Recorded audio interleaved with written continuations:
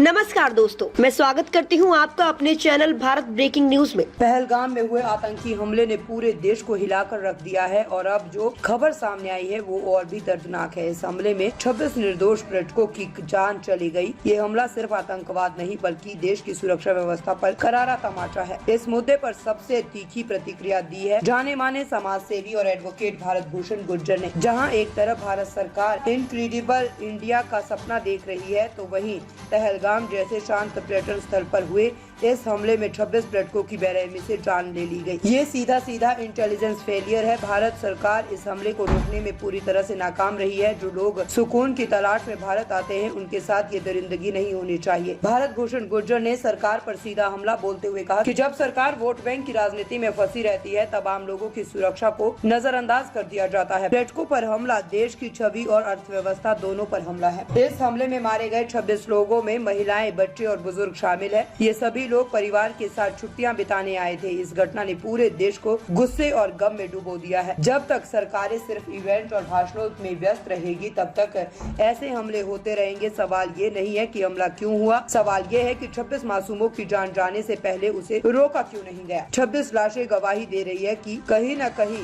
बहुत बड़ी चूक हुई है। अब बड़ा सवाल यही है, क्या सरकार अब भी सिर्फ बयान देगी या पर्यटन की सुरक्षा के लिए ठोस कदम उठाएगी। अगर आप भी भारत भूषण गुर्जर की सच्ची आवाज से सहमत हैं तो इस वीडियो को शेयर करें और हमारे चैनल भारत ब्रेकिंग न्यूज को सब्सक्राइब करें और बेल आइकन को दबाना ना भूलें ताकि आप जुड़े रहे देश की जरूरी और असली खबरों से।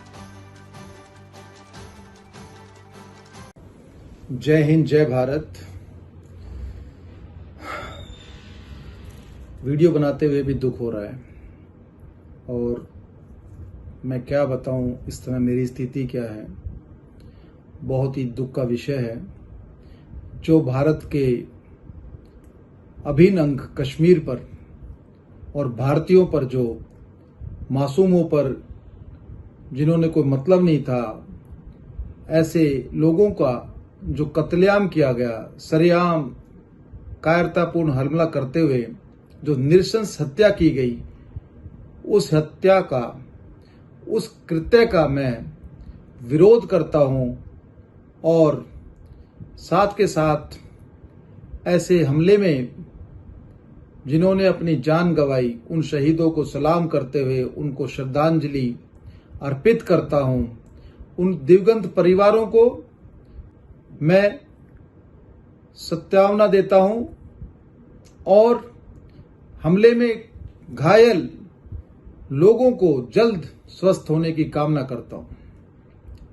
मैं भारत भूषण गुर्जर, अधिवक्ता और भारतीय वीर दल के प्रदेश अध्यक्ष के रूप में पार्टी की तरफ से इस हमले की घोर निंदा करते हुए सरकार से पूछना चाहता हूं कि क्या कमी थी, किसकी कमी से हुआ और कैसे हो गया।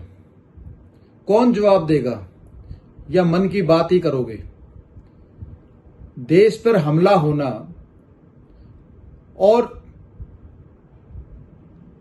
देश के लोगों को आए दिन इस प्रकार से हत्या, बेरहमी से मारना, सरेआम गोली से भूनना और सरकार का चुप रहना,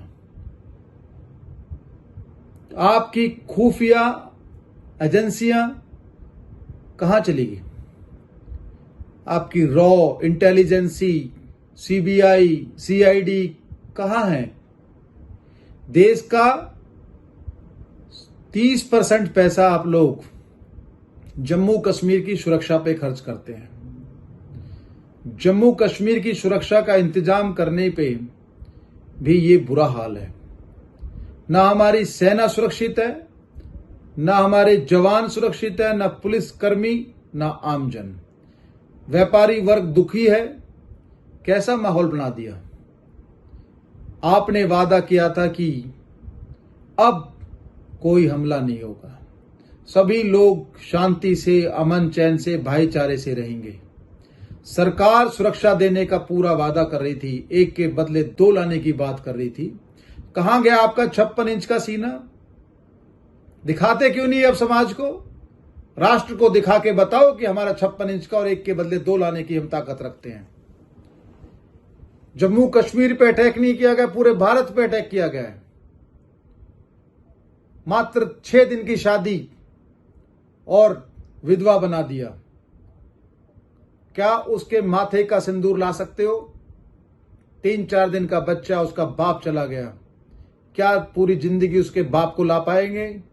एक मां से उसका पुत्र चला गया, एक बहन से भाई चला गया, कैसे पूर्ति होगी? कौन करेगा पूर्ति? सिर्फ दोबारा इंक्वायरी, और इंक्वायरी की रिपोर्ट भी आप लोग उजागर नहीं करते। मैं समझता हूं कि चाहे वो कश्मीर का है, चाहे पाकिस्तान का है, चाहे विदेश का है, कोई भी ताकत है, खींच के लाओ।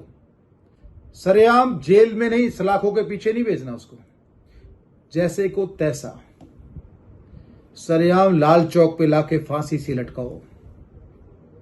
जिन लोगों ने उनको पनाह दी, उनको भी साथ साथ, जिन लोगों के इशारे पे हुआ, जो इसमें शामिल है, सबको ढूंढो और लोगों को बताओ कि अगर किसी इसी प्रकार की किसी ने दोबारा हरकत की तो उसका अंजाम क्या होगा।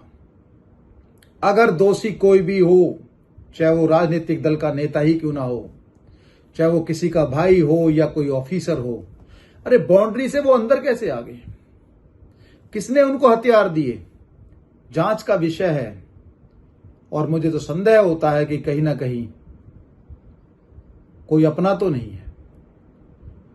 इसलिए पूरी तरीका से निष्पक्ष जांच करते हुए जो शहीद हैं उनकी आत्माओं के लिए और जो घायल हैं उनको न्याय दिलाने का काम करें, उन लोगों को सरेआम फांसी लगा दें।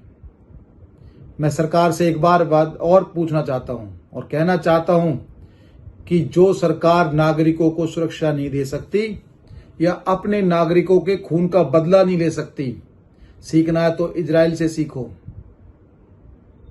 अमेरिका से सीखो, घर में घुस के मारा था।